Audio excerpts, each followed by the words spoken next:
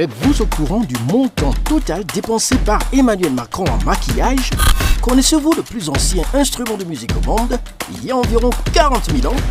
Et saviez-vous que la boîte aux lettres la plus profonde du monde se trouve dans la baie de Susami au Japon, à une profondeur incroyable de 10 mètres sous l'eau? Si vous êtes curieux de connaître l'histoire derrière cela, assurez-vous de regarder cette vidéo jusqu'à la fin et préparez-vous à ajouter de nombreux faits intéressants à votre banque de connaissances. Fait numéro 5. Saviez-vous qu'en 2017, Emmanuel Macron, le président de la France, a fait l'objet de critiques concernant ses dépenses de toilettage?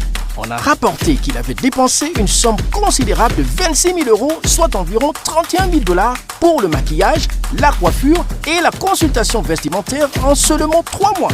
Cette nouvelle a fait les gros titres et de nombreuses personnes se sont demandé pourquoi le président français dépensait autant d'argent pour son apparence. Selon les rapports, une part importante des dépenses de toilettage a été attribuée à la maquilleuse personnelle du président, Natacha M. On rapporte qu'elle était payée environ à 10 000 € par mois, ce qui a été considéré par beaucoup comme un montant exorbitant. Cependant, il est important de noter que les dépenses ne se limitaient pas au maquillage, mais comprenaient également d'autres services de toilettage tels que la coiffure et la consultation vestimentaire. Mais ce n'est pas la première fois que les dépenses de toilettage d'un homme politique ont été examinées de près. Aux États-Unis, l'ancien vice-président Al Gore a été critiqué pour avoir dépensé 6 000 $ en maquillage pendant sa campagne présidentielle en 2000. Et au Royaume-Uni, l'ancien Premier ministre Tony Blair aurait dépensé 5 000 livres sterling en maquillage pendant son mandat. Il n'est pas rare que les politiciens dépensent beaucoup d'argent pour leur apparence, car ils sont souvent jugés sur leur physique. Cependant, il est important pour eux de considérer comment leurs dépenses de toilettage peuvent être perçues par le public, surtout si l'argent provient des poches des contribuables. Le maquillage peut être une manière amusante et inspirante de s'exprimer, mais cela peut aussi être coûteux. Alors, combien d'argent dépensez-vous pour le maquillage chaque mois? Partagez vos habitudes de dépenses de maquillage dans les commentaires. Fait numéro 4. Saviez-vous que le plus ancien instrument de musique connu est une flûte en os en Allemagne âgée de plus de 40 000 ans? Oui, vous avez bien entendu.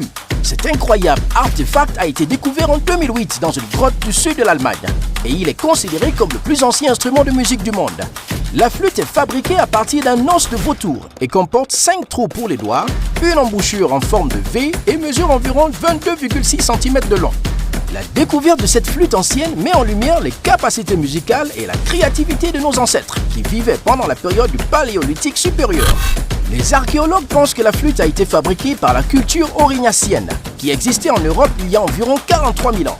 La flûte a été découverte avec 2 autres flûtes en ivoire de mammouth, ce qui indique que la musique jouait un rôle important dans la vie de ces anciens humains. Il est incroyable de penser que cette flûte a été fabriquée il y a si longtemps et qu'elle fonctionne encore aujourd'hui. En fait, les chercheurs ont été en mesure de recréer le son de la flûte et il ressemble à celui d'une flûte moderne. La découverte de cet instrument ancien nous a donné un aperçu des riches traditions musicales de nos ancêtres et nous a montré à quel point ils étaient avancés, même il y a des dizaines de milliers d'années.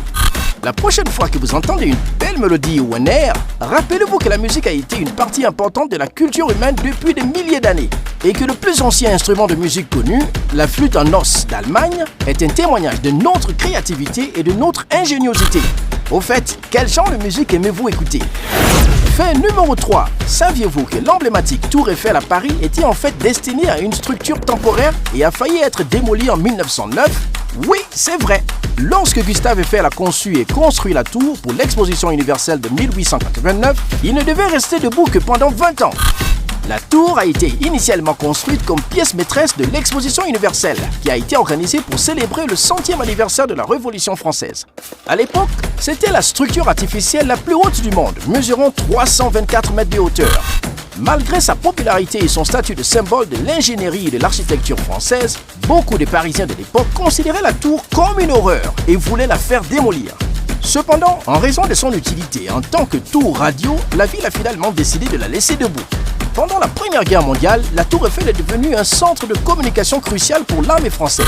Et en 1921, une antenne radio a été ajoutée au sommet de la tour, la rendant encore plus utile en tant que plaque tournante de la communication. Aujourd'hui, la Tour Eiffel est l'un des monuments les plus reconnaissables au monde et est un symbole de Paris et de la culture française. Elle attire des millions de visiteurs chaque année qui viennent admirer la tour depuis ses plateformes d'observation, se promener sur ses passerelles en altitude ou dîner dans l'un de ses restaurants. Avez-vous eu la chance de visiter la tour Eiffel? Faites-le moi savoir dans les commentaires ci-dessous.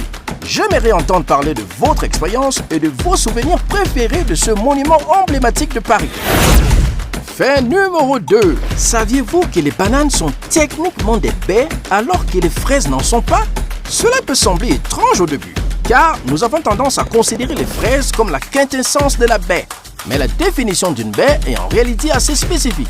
Une baie est un type de fruit qui se développe à partir d'un seul ovaire d'une fleur, avec les graines incrustées dans la chair du fruit. Selon cette définition, les bananes correspondent parfaitement à la description. Elles poussent à partir d'une seule fleur avec un seul ovaire et les graines sont incrustées dans la chair du fruit. En fait, les bananes sont un type de baie appelée baie botanique. D'un autre côté, les fraises ne sont pas du tout des baies. En réalité, elles sont un type de fruit appelé fruit agrégé. Cela signifie qu'elles se développent à partir de plusieurs ovaires d'une seule fleur, avec les graines situées à l'extérieur du fruit plutôt qu'incrustées dans la chair. Alors que les bananes peuvent ne pas ressembler ou avoir le goût des baies typiques, elles sont en effet classées comme telles. Et bien que les fraises soient souvent considérées comme des baies, elles appartiennent en réalité à une catégorie de fruits différente. Donc, la prochaine fois que vous dégusterez une délicieuse banane ou une fraise, vous pourrez impressionner vos amis avec cette information amusante que les bananes sont en fait des baies. N'oubliez pas de dire à vos amis que vous avez appris ce fait intéressant sur la chaîne À Bouffer. Et pendant que vous y êtes, n'oubliez pas de vous abonner à cette chaîne pour ne pas manquer les prochaines vidéos. Au fait, vous êtes-vous déjà abonné? Si ce n'est pas le cas, qu'attendez-vous les gars? Cliquez maintenant sur le bouton d'abonnement. Numéro 1. Le saviez-vous? La boîte aux lettres la plus profonde du monde se trouve dans la baie de Susami au Japon et se situe à une profondeur incroyable de 10 mètres sous l'eau. Cela peut sembler être un endroit étrange pour une boîte aux lettres, mais il y a une histoire fascinante derrière cela. La baie de Susami est un endroit populaire pour les plongeurs et la boîte aux lettres sous-marine a été installée en 1999 pour attirer plus de visiteurs dans la région. La boîte aux lettres est attachée à un poids en béton qui la maintient ancrée au fond de la mer et elle est fabriquée en acier inoxydable pour protéger le courrier contre les effets corrosifs de l'eau salée. Alors, comment fonctionne la boîte aux lettres sous-marine? Eh bien, ce n'est pas comme si vous pouviez simplement déposer votre lettre et espérer le meilleur. Au lieu de cela, il y a une carte postale spéciale étanche que les visiteurs peuvent acheter. Sur cette carte, ils peuvent ensuite écrire leur message et la déposer dans la boîte aux lettres.